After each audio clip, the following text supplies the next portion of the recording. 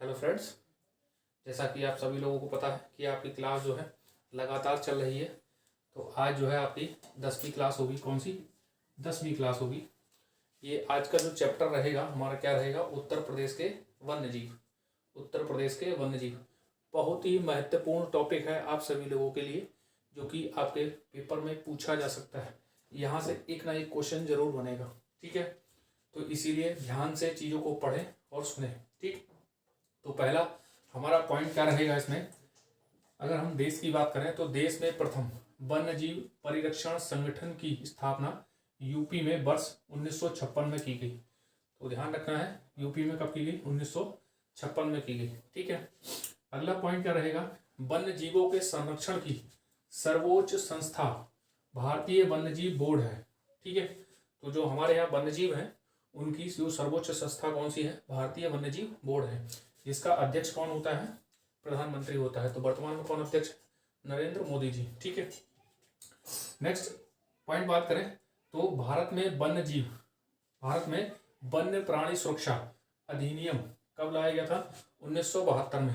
ये इंपॉर्टेंट है, ये क्वेश्चन काफी बार पूछा गया है बहुत सारी परीक्षाओं में।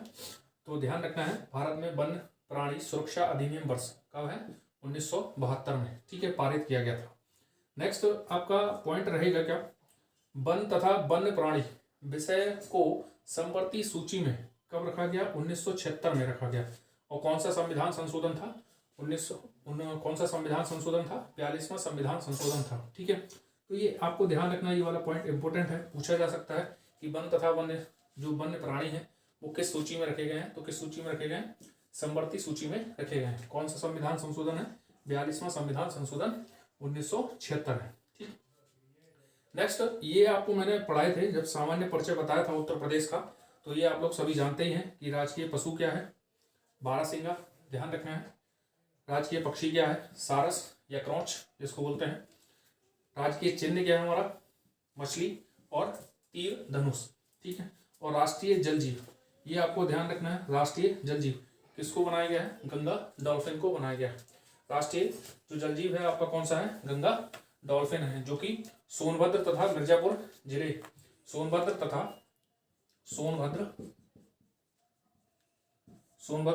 मिर्जापुर में जो गंगा का क्षेत्र पड़ता है उसमें ये गंगा डॉल्फिन पाई जाती है, ठीक है। अब कुछ महत्वपूर्ण पॉइंट देखते थे, कुछ महत्वपूर्ण बिंदु क्या रहेंगे आपके, कि यूपी का सबसे पुराना वन्यजीव विहार कौन सा है, चंद्रप्रभा है। यूपी का सबसे पुराना वन्यजीव विहार कौन सा है, चंद्रप्रभा है, जो कि चंदौली में पड़ता है। उसको कब स्टेब्लिश किया गया था, 1957 में किया गया था। इंपॉर्टेंट है, आपको ध्यान रखना है, परीक्षा में पूछा जा सकता है। अगला नेक्स्ट पॉइंट रहेगा, उत्तर प्रदेश का एकमात्र राष्ट्रीय उद्यान कौन सा था, दुधवा राष्ट्रीय उद्यान था, जो कि आपका पीलीभीत में पड़ता है, जो कि आपका कहाँ पड़ता है, सॉरी ये आपका जो पड़ता है लखीमपुर खीरी में पड़ता है, ठीक है ना। उत्तर प्रदेश का एकमात्र राष्ट्रीय उद्यान कौन सा है, दुधवा राष्ट्रीय उद्यान, ठीक है।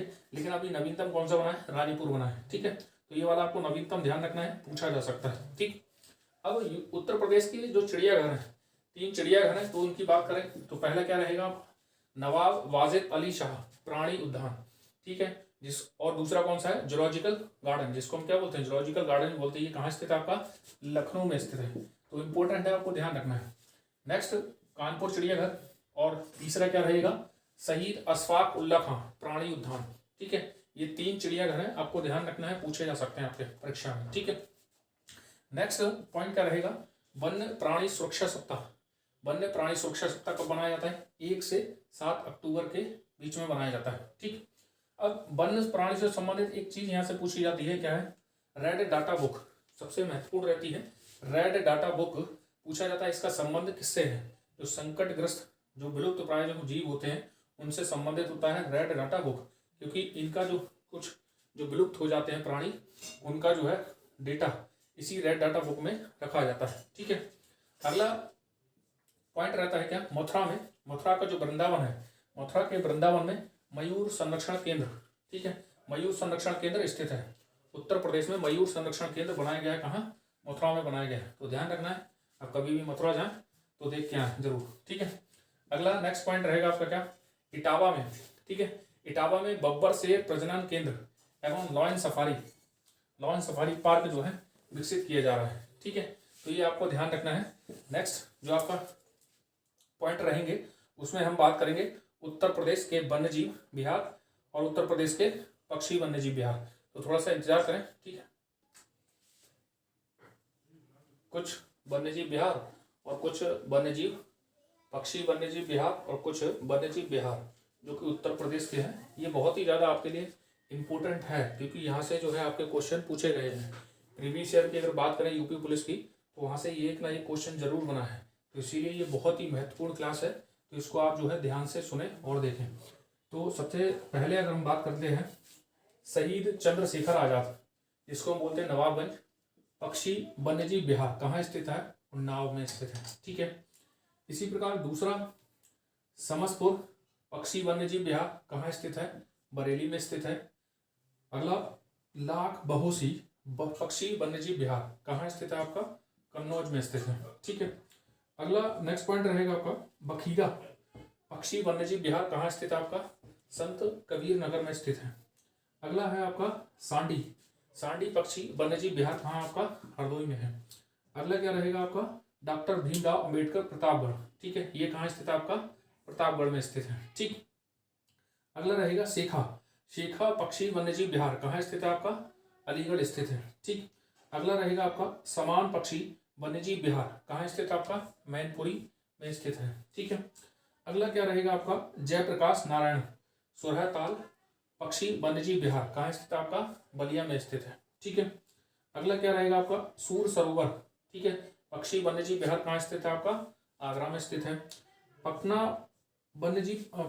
पक्षी वन्यजीव की बात करें तो ये सबसे छोटा है जो कि आपका कहाँ पड़ता है?